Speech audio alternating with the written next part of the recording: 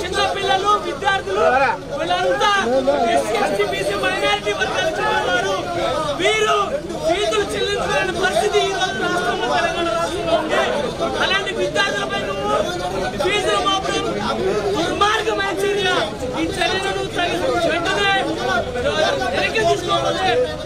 రాష్ట్ర వ్యాప్తంగా మేము ముట్టడిస్తాం. ఇంటిని కూడా ముట్టడిస్తామని రేవంత్ రెడ్డి ప్రభుత్వం పడిపోవడానికి కొన్ని అడుగు రాజ్యంలో కూడా రేవంత్ రెడ్డి ఫెయిల్ అయిండు. 6 గ్యారెంటీలు అమలు చేయలేడు. మోసపూరితమైన హామీలతో దొడ్డిదారిన అధికారంలోకి వచ్చిండు. ఏ విద్యార్థి లోకం తెలంగాణ కోసం ముట్టడిందో అలాంటి బీద విద్యార్థులు చదువుకునే బస్ బస్ ఛార్జీలను పెంచడం, విద్యార్థులను దూరం చేయడం.